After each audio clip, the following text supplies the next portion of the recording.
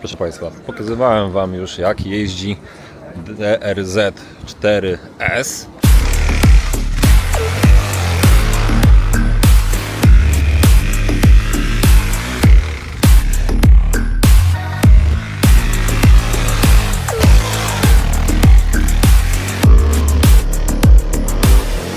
O, teraz podnieść koło na przykład, nie?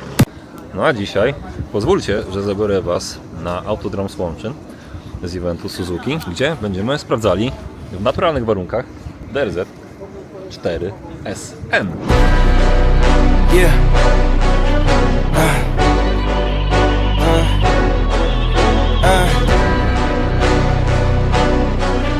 Yeah. Hey. Yeah. The jig is up. Yeah. I came too far, I ain't giving up. Hey. I had to cut what was weighing me down, and then when you grow, they say that you switching up here to perimeter. Defending the fort, we crushing the visitors. I got it locked, ain't taking a prisoner. Thought it was sweet until they chin hit with a finisher. Nie chciałem brać SM-a, bo co mógłbym nagrać więcej na temat tego motocykla? W zasadzie jest to ta sama sztuka jak SK, którą jeździłem w zeszłym sezonie.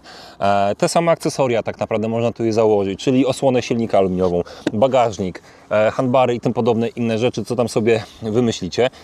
Natomiast jest pretekst, żeby pokazać tą maszynę, bo poprawiła się cena za tą wersję na kołach szosowych 17 cali, szprychy dalej zostawili, nie żadne amelinium i mamy tutaj oponki Dunlopy Sport Maxy i szczerze chciałem powiedzieć na samym początku, jak jeździłem pierwsze okrążenia, że są to kiepskie gumy, bo strasznie mi się ślizgały, ale na innych motocyklach też mi się ślizgały.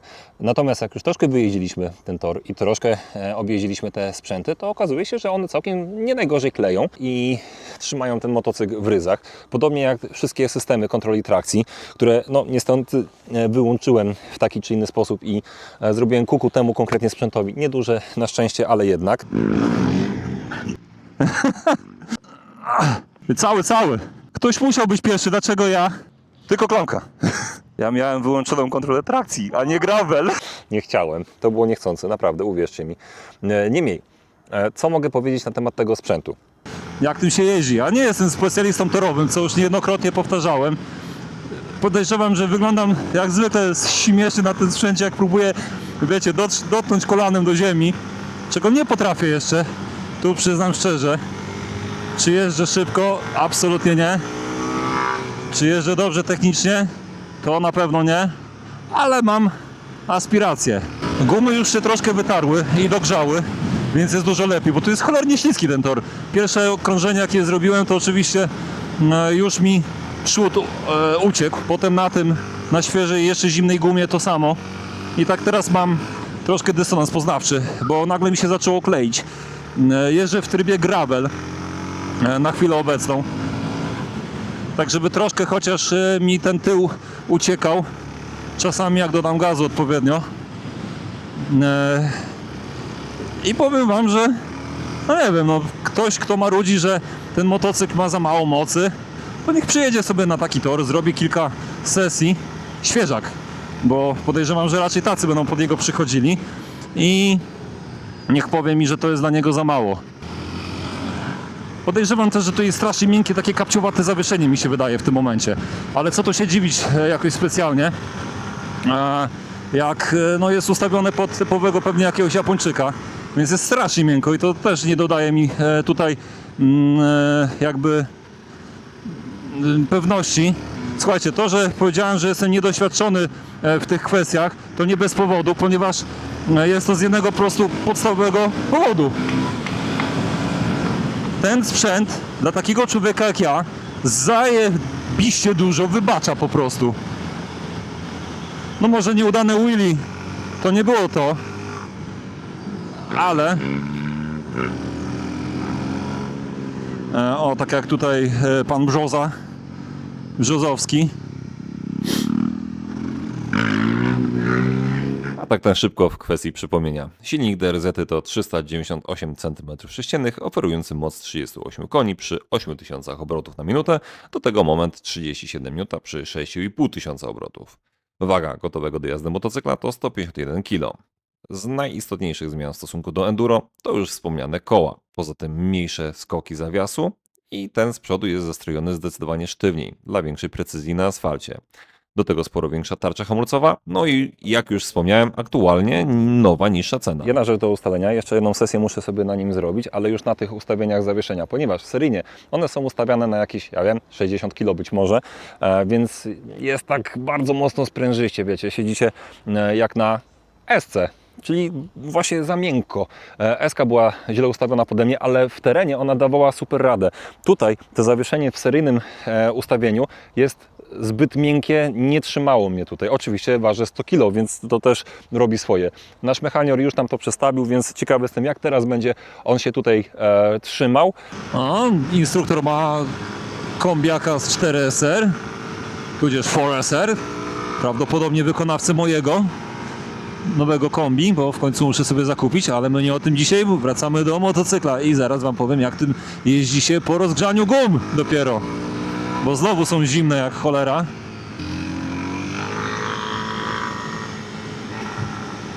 Nie, jest lepiej, zdecydowanie lepiej. Trzyma w tym momencie, nie buja tak go przy przerzutkach, przy przekładkach. O, teraz przestrzeliłem zakręt troszkę. ABS mam. Już raz popełniłem dzisiaj błąd z wyłączoną kontrolą trakcji, więc wolałbym tego nie powtarzać. To, co mogę powiedzieć o systemach Suzuki, działają bardzo dobrze, jak są włączone. A jak nie włączycie i nie macie, albo przeholujecie, no to niestety fizyka jest bezwzględna.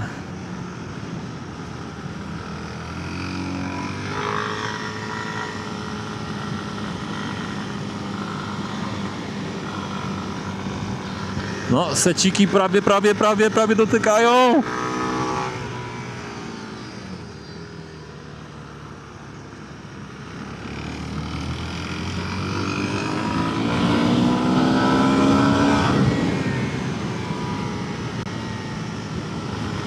A skubany, podpuszcza mnie i przyspiesza. A mi instynkt samozachowawczy działa za dobrze.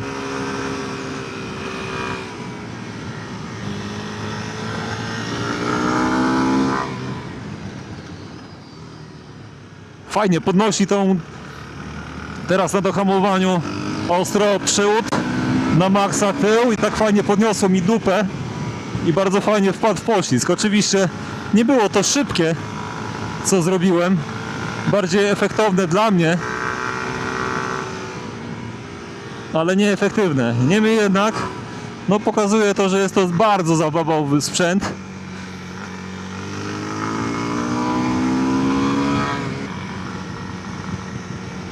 Jak tego zioma teraz wyprzedzić? O, właśnie tak. Co z tym dohamowaniem?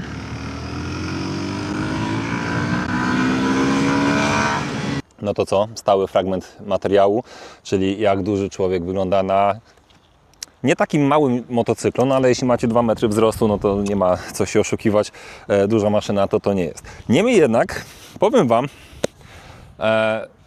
lepiej mi się na przykład niż na katanie na tym siedzi. Czemu? No bo oczywiście jest proste siedzenie, nogi, ugięcie jest tak jak na motocyklu sportowym, więc wszystko się zgadza w moim przypadku. A teraz patrzcie to, Yoshimura. Co prawda nie wziąłem mikrofonu.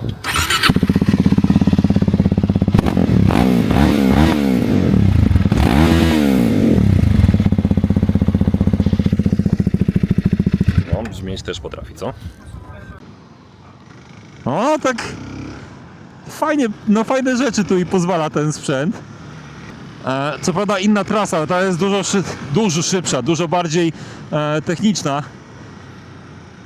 I co Wam mogę dużo powiedzieć? Różnica do SM, do S jest spora. Mamy inny układ hamulcowy. Czy dużo gorszy jest tutaj? Nie jestem w stanie stwierdzić. Na pewno tutaj oczywiście, jak już mi podkręcili SM-kę, to dużo fajniej się trzymała nagle. A ta tutaj jest taka miękka, bardzo miękka. I nie wiem czemu. Podejrzewam, że to jest moje prywatne tylko indywidualne spostrzeżenie. Łatwiej jest mi się wjeździć w to. Zawias jest miękki, więc każde odwinięcie powoduje, że on jakby chciał stawać na gumę. Tutaj ten tył jakoś tak łatwiej odjeżdża. O, hops. Jest fajny, zabawowy sprzęt, trzeba przyznać. SM-ka mi nie dawała tyle. Być może kwestia jest też samych gum, które tam jednak lepiej kleiły niż tutaj. Oczywiście jak się znajdzie jakiś znawca, że jadę w tym momencie niepoprawnie, to ja to robię bardzo celowo na chwilę obecną, te dohamowania takie. Jestem absolutnie sam na torze w tym konkretnym przypadku, więc mogę sobie pozwolić na wszystko. Prawie. No może poza wywrotką.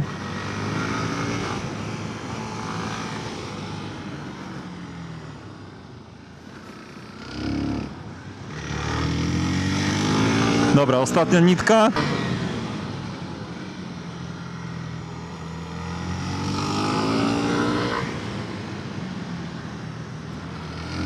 Opony trochę lepiej kleją. Ja trochę sobie więcej pozwalam.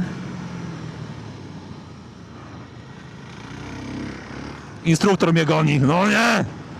Dlaczego?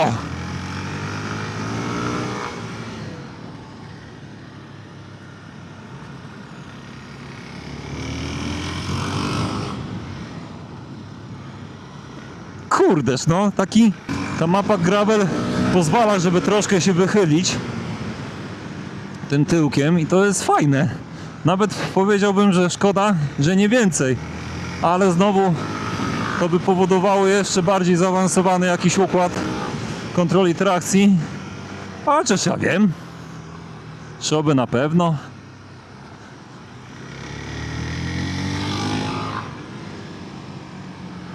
Dobra, koniec, mamy to. Nadal uważam, że S jest szalenie uniwersalnym sprzętem, fajnym do zabawy i do wygłupów. Wszędzie cholernie uniwersalny. SM-ka, jeśli nie macie tendencji do jazdy w terenie, no to czemu by nie? Też jest niezłym rozwiązaniem.